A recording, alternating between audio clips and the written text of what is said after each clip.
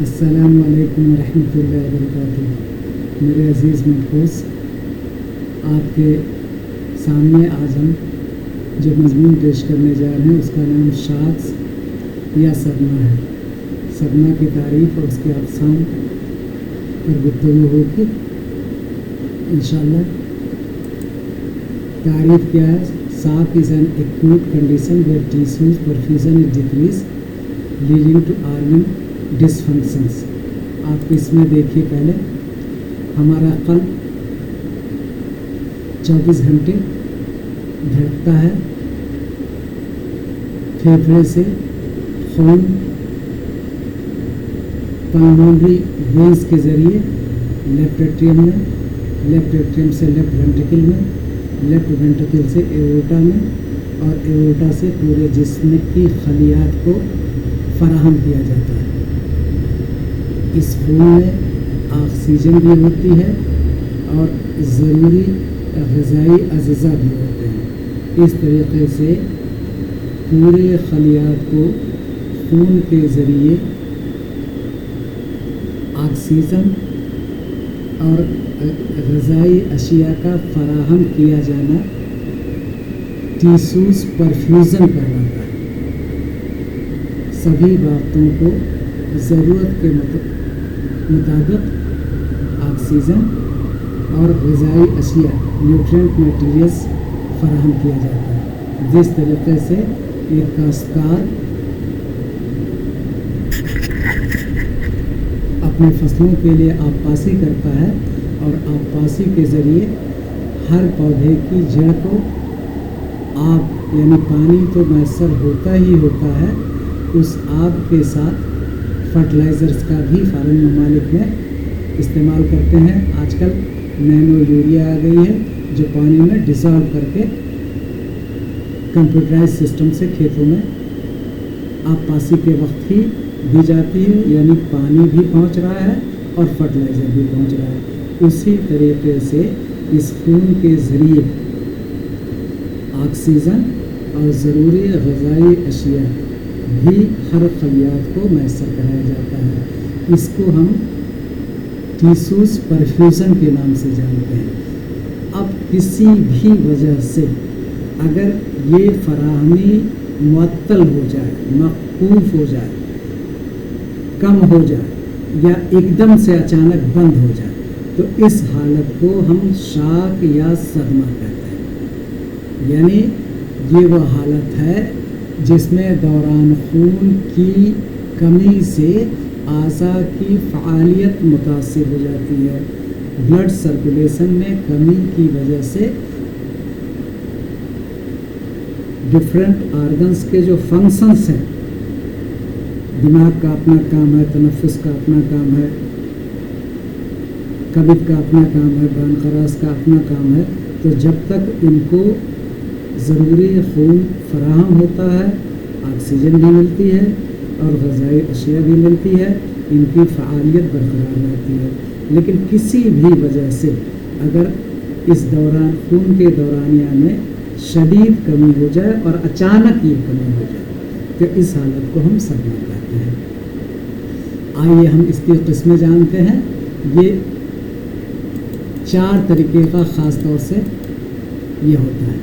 سب سے پہلے آبسٹرکٹیو شاخ، ڈسٹریبیوٹیو شاخ، کارڈیوجینک شاخ اور ہائپوولمک شاخ، یہ 4 طریقے کے صدمے ہوتے ہیں۔ آبسٹرکٹیو شاخ میں there is a obstruction physical blockage that stop the blood flow, خون کا دورانیہ میں رکاوٹ پیدا ہوتی ہے اور اس کے سبب میں جو صدمہ ہوتا ہے اس کو ہم آبسٹرکشن انسدادی جو ہے اسے کہتے ہیں۔ اسباب انسداد کی وجہ سے خون کے دورانیہ میں کمی واقع ہوتی ہے، اس کو ہم آبسٹرکٹیو شاخ کہتے ہیں۔ اس کی مثال ہے پلمونری ایمبولزم۔ آپ جانتے ہیں کہ جو رائٹ وینٹریکل میں خون ہے وہ خون پلمونری آرٹریز کے ذریعے پھیپھڑے میں جاتا ہے اور پھیپھڑے میں فریش آکسیجن سے مکس اپ ہوتا ہے، کاربن ڈائی آکسائڈ باہر نکلتی ہے اور ये साफ शफाफ खून यानी ऑक्सीजन रिच खून आपके जो है लेफ्ट एट्रियम से होते हुए लेफ्ट वेंट्रिकल और फिर एओर्टा से पूरे जिस्म को फराहम किया जाता है। ये खून का दौरानिया है जिसको मैंने मुख्तसर में आपके सामने अर्ज़ किया। तो इस खून के दौरानिया का जो रास्ता है, इस रास्ते में कहीं भी रुकावट या सुविधा पैदा हो जाएगी तो ऑब्स्ट्रक्टिव होगा। पल्मोनरी एम्बोलिज्म, टेंशन निमोथ्रैक्स और कार्डियक टेम्पोनेट। ये कार्डियक टेम्पोनेट क्या है? ये आपको जो है कल्ब दिखाया गया है। कल्ब की जो बैरूनी झिल्ली होती है उसको हम पेरिकार्डियम कहते हैं। पेरिकार्डियम और कल्ब के बीच में जो खला है, जो स्पेस है, जो जोफ है, उसमें वाफिर मकदार में कोई माई अज़्ज़ा या खून जमा हो जाए जिसको हम पेरिकार्डियल इफ्यूज़न के नाम से जानते हैं। तो जब ये इफ्यूज़न बहुत ज़्यादा हो जाता है तो ये कल्ब का इंक़बास और इंबसात सिस्टोल और डायस्टोल दोनों रुक जाता है। ये बाहर से आपका पेरिकार्डियम है और अंदर कल्ब है। पेरिकार्डियम में रतूबत भर गई तो जब कोई भी फ्लूइड है इसका अपना एक हाइड्रोस्टैटिक प्रेशर होगा। इस प्रेशर की वजह से कल्ब अंदर को जो है दबता रहता है, अंदर दबता रहता है, तो वो बाहर को इंक़बास न तो वो सिकुड़ पाता है और न रिलैक्स हो पाता है। डायस्टोल और सिस्टोल दोनों जो है बंद हो जाता है। इस तरीके से ये ऑब्स्ट्रक्शन होता है। इसको हम तीसरे को कार्डियक टेम्पोनेट कहते हैं। Buildup of fluid in pericardial sac, ये जो है आपका कार्डियक टेम्पोनेट है। तो ये तीनों इसकी मिसालें हैं। इन तीनों मिसालों में खून के दौरानिया के रास्ते में इंसदाद होने की वजह से, सुद्धा होने की वजह से खून का दौरानिया मौकूफ़ हो जाता है और अचानक जब ये होता है तो ऑब्स्ट्रक्टिव सदमा होता है। दूसरा है distributive abnormal distribution of blood flow due to problem with vascular system. ये आपकी जो वैस्कुलर सिस्टम है this is composed of arteries, vein and capillaries. Arteries का जो एंड है उसको हम आर्टेरियोल कहते हैं और जो वेन का जो टर्मिनल है उसको हम वेन्यूल्स कहते हैं। तो आर्टेरियोल्स और वेन्यूल्स एक दूसरे में इस तरीके से धागे की तरह से उलझ करके कैपिलरीज बनाती हैं और उस कैपिलरीज आर्टरी से कैपिलरीज में जाता है और फिर कैपिलरीज से आपके वेन्स में जाता है। तो यहाँ पर जो तकसीम है, जो डिस्ट्रीब्यूशन है, जो एओर्टा से खून निकल करके जिस्म के मुख्तलिफ खलियात या अज़ों को जाना है, उस तकसीम में प्रॉब्लम होती है और ये प्रॉब्लम वैस्कुलर सिस्टम में ख़राबी वाक़ होने की वजह, फसाद वाक़ होने की वजह से होती है।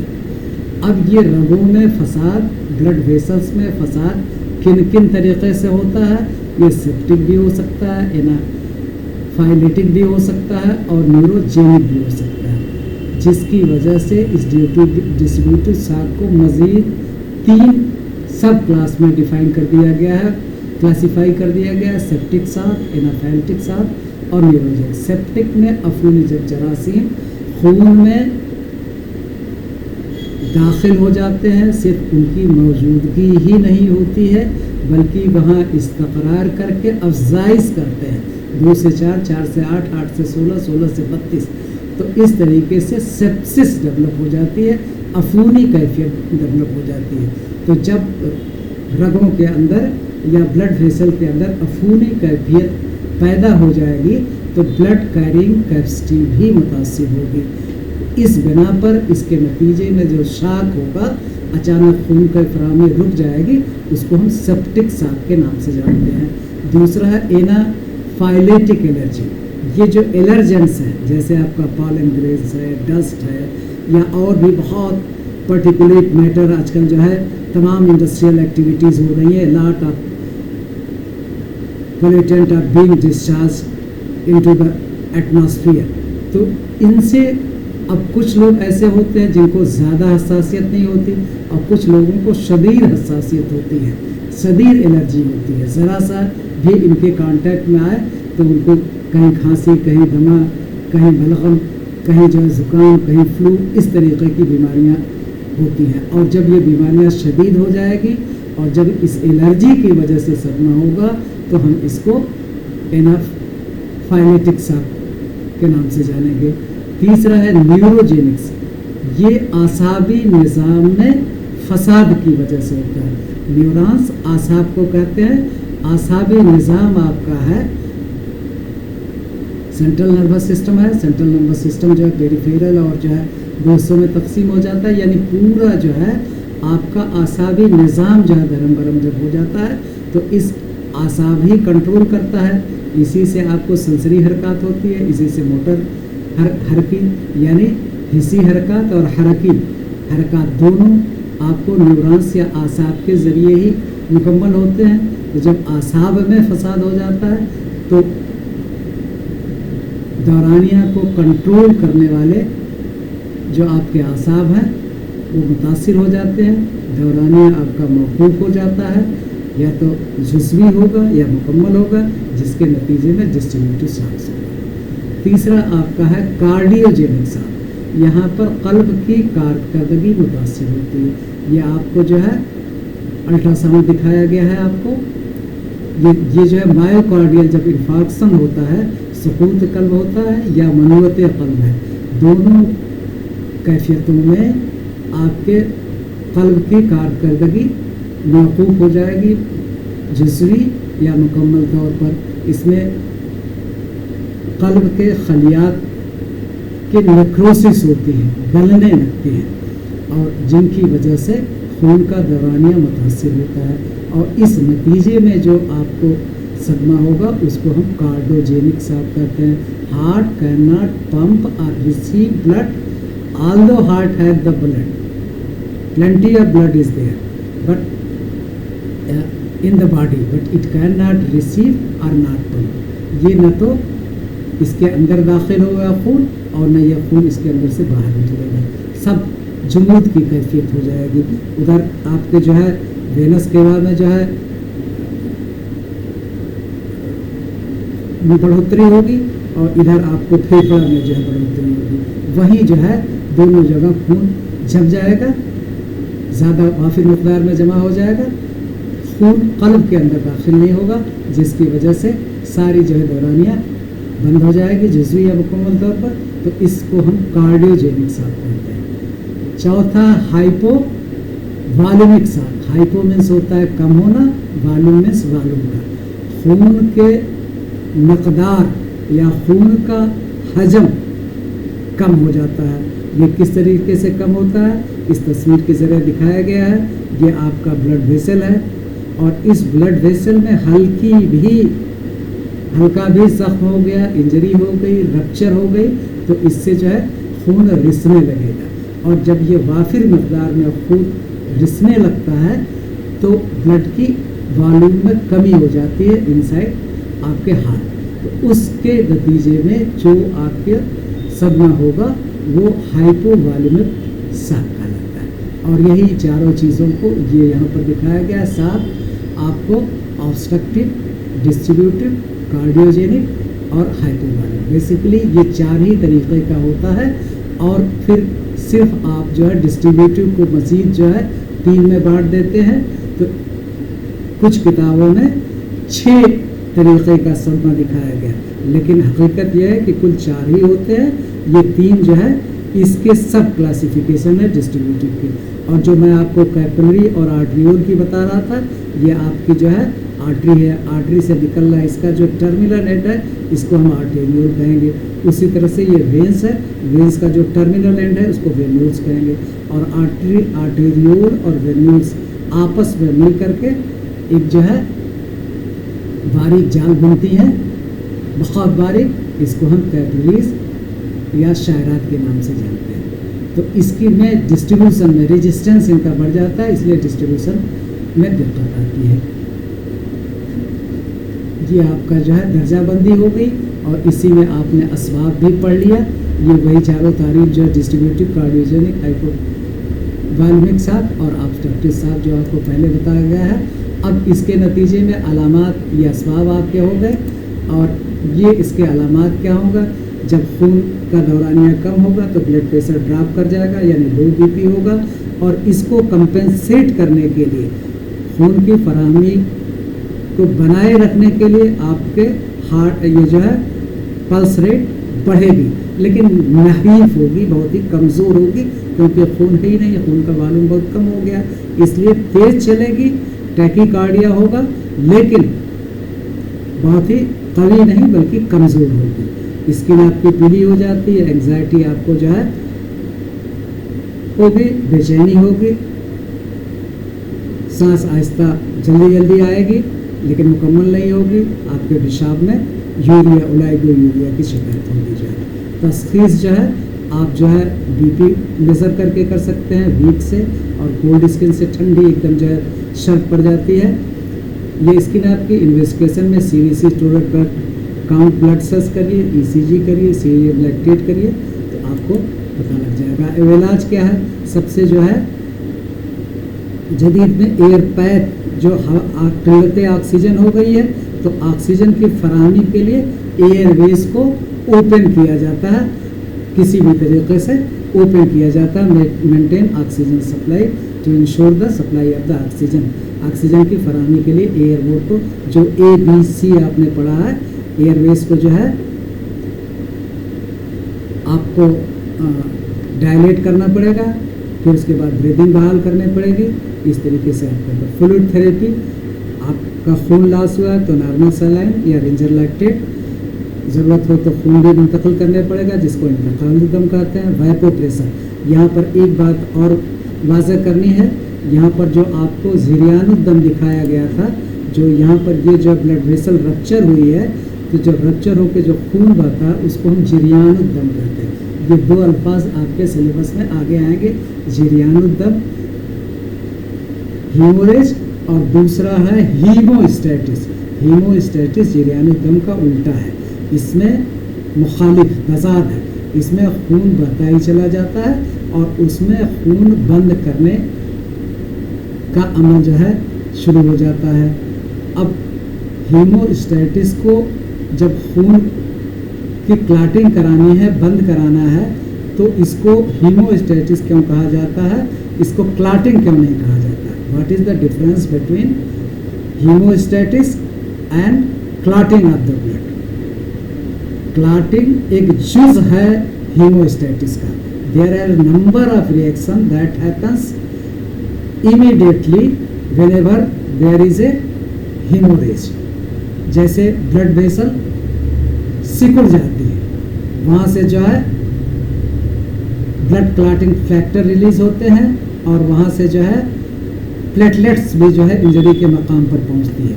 तो ये सारे मराहिल एकाएक होते हैं, इन सबको मजमूई तौर से हम हीमोस्टैटिस कहते हैं। जबकि सिर्फ क्लॉटिंग, ब्लड क्लॉटिंग फैक्टर का जो म्यूचुअल रिएक्शन है, जिसके ज़रिए से ब्लड क्लॉट किया जाता है, ये आखिरी मरहला होता है। Clotting is a part of hemostasis, while the hemostasis is a broad term, and one aspect of this hemostasis is clotting.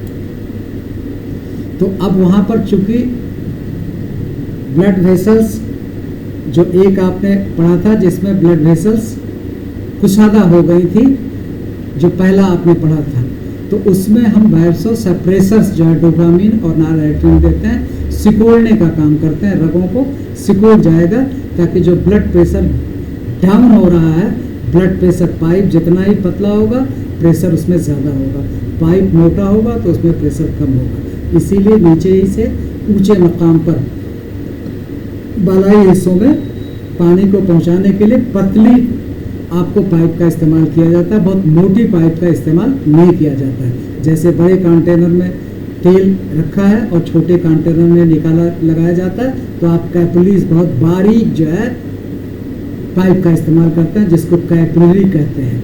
तो कैपिलरी में प्रेशर ऊपर ज़्यादा होगा, नीचे कम होगा, हाई प्रेशर से लो प्रेशर की तरफ चला आएगा।